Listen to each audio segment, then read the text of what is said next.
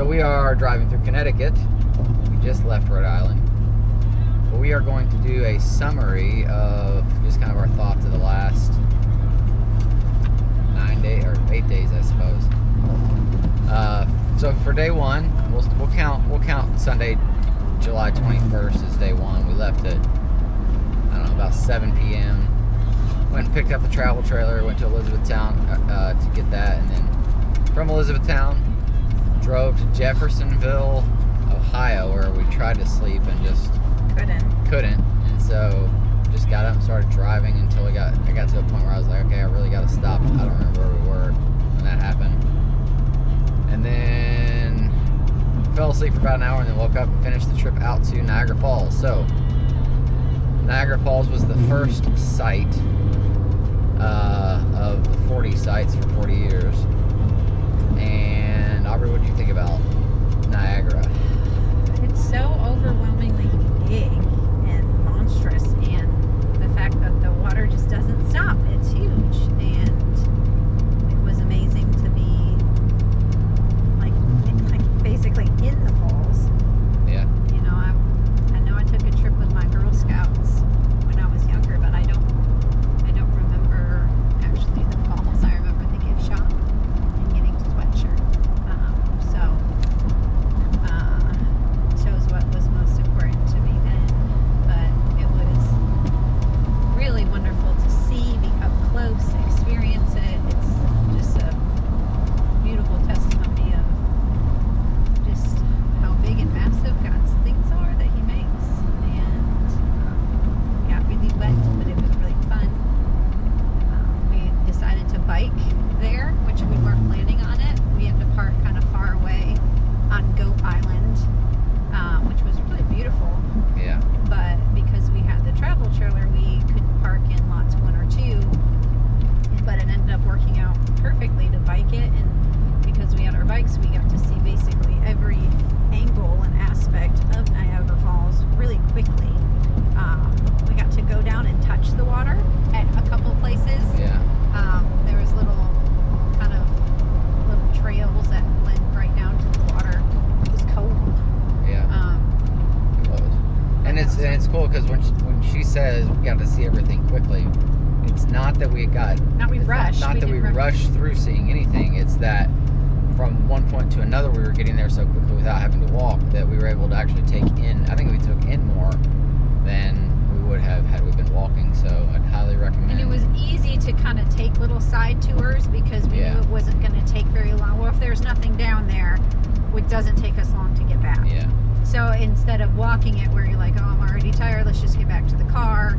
I've seen Niagara Falls. It was like, well, let's go. We biked around Goat Island too because it didn't take long. That's Goat, G-O-A-T, right? Yes, it is Goat Island. I don't think I've actually seen it. Aubrey's been navigating the entire time with the Atlas. So. It's been really fun.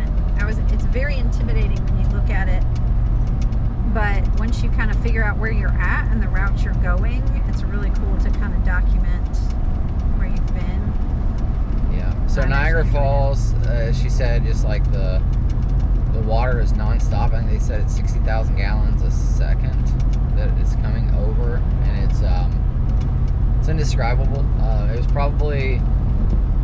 I mean, we've done some really fun things, and we've still got things that we're gonna do ahead of us. But doing Niagara Falls probably wasn't one of the top things on my list. But I think as far as just a memory goes, and doing Maid of the Mist especially, like going out on the boat, getting close to the waterfalls, getting just drenched by the second set of falls.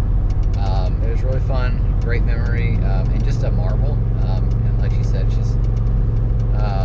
just the like we've been hearing about through our time this year in church. Our pastor keeps reminding us that these works of God, these beautiful things of God, they're all around you. If you have eyes to see, you will see the works of God in all things. And it's just it's the sunbeam pointing back to the sun. It's a constant refrain of a lot of the sermons that we've heard this year, and that's just what it reminded me of. It just kept pointing me back to be in awe of the one who created the heavens and the earth. And so that was Niagara Falls. That was day one.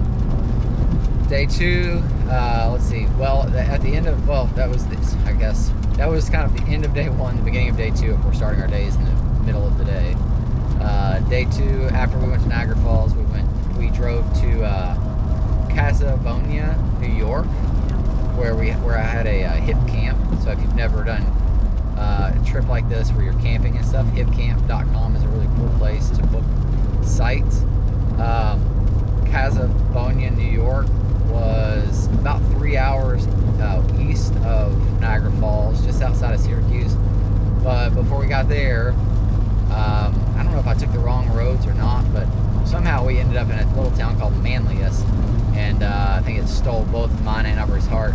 So cute. It was just like this little perfect. It kind of reminded me of the movie Pleasantville, with everything just seemed perfect there.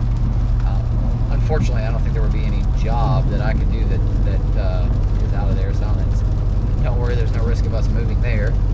But it was really cute, a really cute town, picturesque town. We'll probably try to go back, maybe take our kids there to go to Casavonia and stay at the little place we stayed. It was cool. It's kind of weird because when we got there, the guy who was renting the camp wasn't there, so I talked to his neighbor, who was kind of surprised they weren't there either, but he said people camp back there all the time. He said probably just go ahead and do it, so we did it.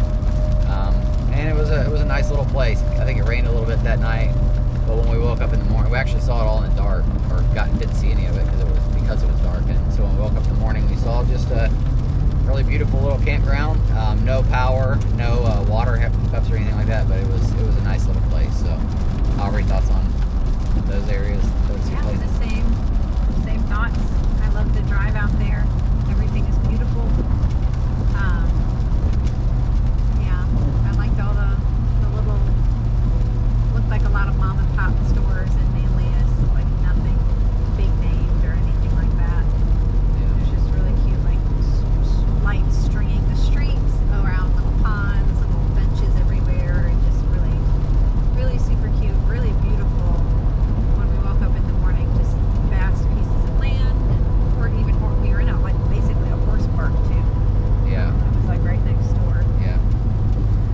So we woke up on the 23rd and drove to Walnut Grove, Alfred, Maine, to the Spacious Skies campground there in Alfred. You can also find that on HipCamp.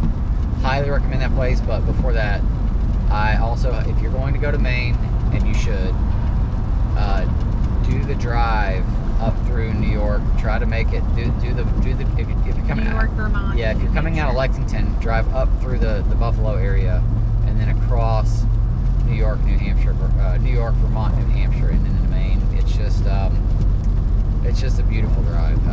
I even went the long way, so we didn't go through northern Massachusetts. We just went straight through New Hampshire and Vermont.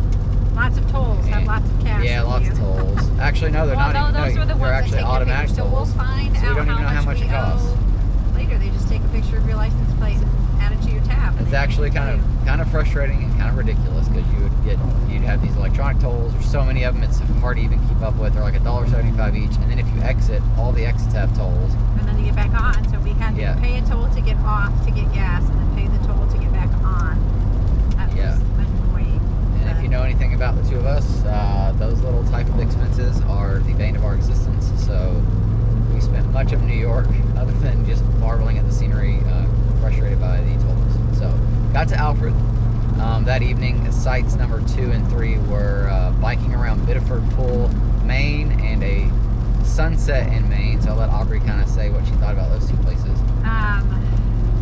So biking, we met a really cute little family, Teague and her daughter Tess, who was hysterical. We pulled up next to her and just asked if we could park in a certain spot.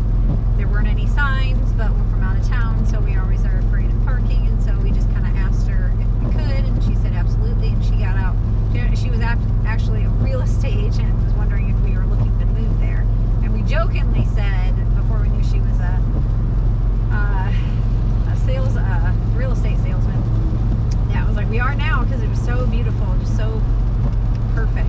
Houses were gorgeous, not cookie cutter houses, and right on the water, but more than $1 million out of our price range. Yeah. But she said that like the low end there was $800,000 $1,000 a house. Just a bit outside. Just a bit outside. But we hung out with them. We kind of asked some good places to go, and she suggested the Eastern Promenade in Portland to go hang out. It's like a little park, a couple places to eat. So that was fun to talk with them, and just biking around. Like every single house was just really beautiful. Couldn't pick our favorite. I really just close my eyes and throw a stone in any of them. They're just really pretty on the water. Biked a lot. And then the sunset, it was funny, the sunset in person it was really cloudy, so we didn't really think we got one. But the picture looked amazing. But we did get one the following night? The last night. The last night we yeah. went to Shaker Pond. That was not on the list of sites, but we were sitting at Shaker Pond. Right outside of Alfred. Yeah, and got a cute little sunset. Yeah, so day 3, that was beautiful and biking. So day 4 we woke up, in the sunset, and day 4 we woke up, and site number 4 was biking around Peaks Island, which we had to take so it was a ferry ride from Casco Bay to Peaks Island. So we drove up to Portland that morning, we kind of got there, we had to catch the 12:15, I think is what we were trying to get, and we got there with like 19 minutes to go. And again, parking is just kind of a pain in these big cities, like just trying to figure out where it's free, where it's not. You have signs that kind of are back and forth. You think it looks like it's